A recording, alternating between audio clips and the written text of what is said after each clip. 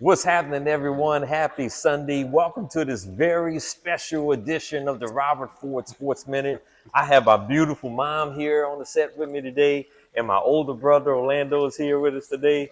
And this is a very special edition. A lot of you have asked me, where does my desire from sports come from? It comes from this lady right here, right? So when I was a kid, she was an avid sports fan. She doesn't follow it as much anymore, but she was a huge sports fan. So she introduced me to the New Orleans Saints, and she introduced me to NBA basketball, right? So talk about your sports. Talk about those days when you were a huge sports fan, and kind of introduce me to it as well. Well, back then, my favorite team was the Philadelphia 76ers That's right. with Dr. J, Maurice Cheeks, Hmm. and Clint Richardson. Yeah.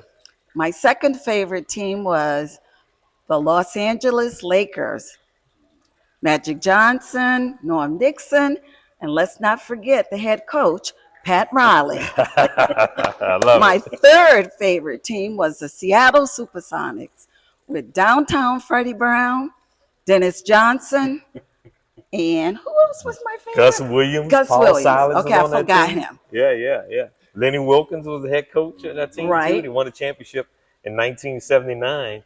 And just to elaborate on those teams, obviously I'm a New Orleans Pelicans fan now, but I'm still a 76ers fan because of my mom. And that 1982-83 76ers team was one of the best teams I've seen of all time, right?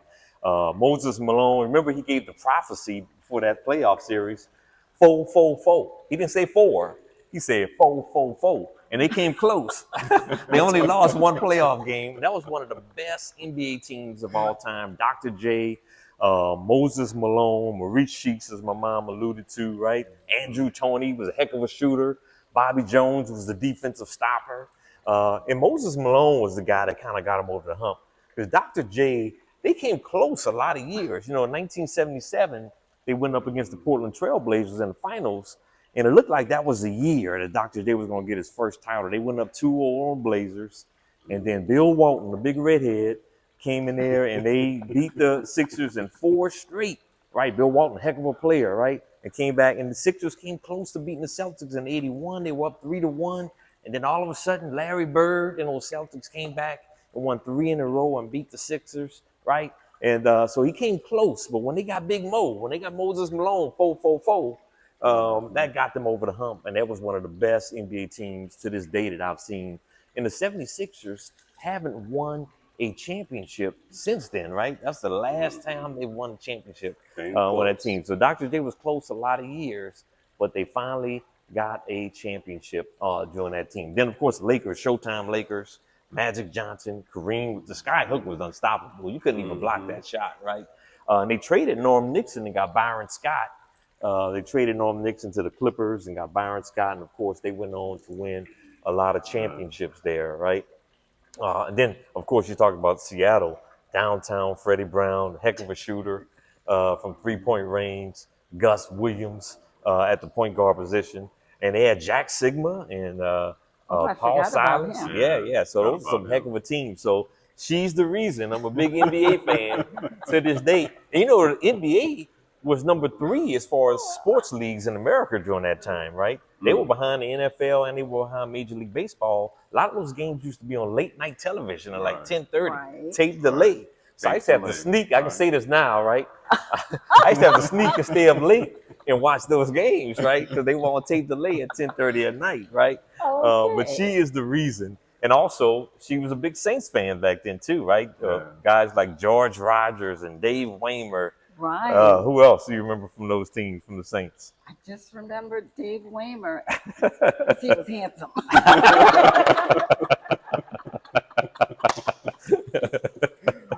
Yeah, Kenny Stabler and Bum Phillips was the head coach during those Right. years, right? Yeah. So this is the reason right here. This is where it all started. And my older brother here. So we have had a lot of friendly competitions. Someone maybe not so friendly growing up, right? Oh yeah, playing basketball in the backyard, the Yeah. board games.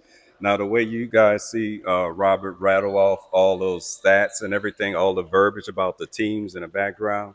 Imagine listening to your 6-year-old brother talking that same stuff with all stats and players back then in the 80s. So nothing has changed. He's more intense, and I love it. I love it. Only thing I'm looking for with the Saints this year, I just want them to show up. I know there is some controversy as far as with the draft is who they got for quarterback, Yeah, yeah, but I'm just looking for them to just show up, play, yeah.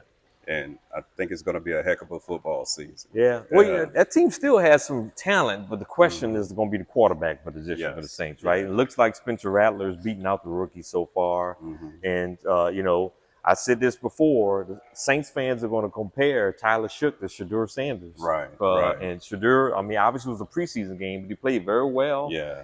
Made some great decisions in the pocket, Yeah. A moved couple around in the clutch pocket really touchdown well. Yeah, passes. yeah. He Yeah. looked like he's processed information really well, which is important at the quarterback Hmm. position. So it's going to be really interesting to see what happens Yeah. with the Saints this season. So, like I said, a lot of talent still. Alvin Kamara, Chris Olave. If you had to make a prediction, where are they going to fall in the division this year? I say they'd be what I'm hoping for or what it's looking like. I wouldn't be surprised they finish third in the division. I Okay. wouldn't be surprised. You're a Yeah. lot more optimistic than I am. I think they're going to finish last. I'm hoping that we win the division, but it's going to take a lot Yeah. for us to do that. And like I said, there's still some talent. It's just the quarterback position Right. is where we are a little suspect. All Yeah. right. Any Well, closing remarks? Not really. well, I Go want Saints. Okay, go Saints. to go Saints. I But just I want live to. in Atlanta, so go Atlanta. No, Oh, no, Don't tell me. Lamont. no. Oh, you done canceled. You done messed up the whole clip, man. We Saints fans here. No, we always This want to is say a special moment. My youngest son, Octavia, and his fiance, yes. Arshea, are having their baby shower today. So it's not too often you see us three together. So this is one of these once in a lifetime moments. Thank Yes, yes. My nephew, Octavian, this is a baby shower today. So we all are here you. in In Savannah, Savannah. Georgia, to support him. But we had to make sure we take advantage of this opportunity for us to Yes. record this clip on together. But we hope you all have a fantastic week. Thanks for all of your support. Several of you all stopped me along the way, all my travels, and say y'all enjoy the clips. So I really appreciate those of you all that are following me. Well, have a fantastic week. Be blessed and be safe. I got Amen. it.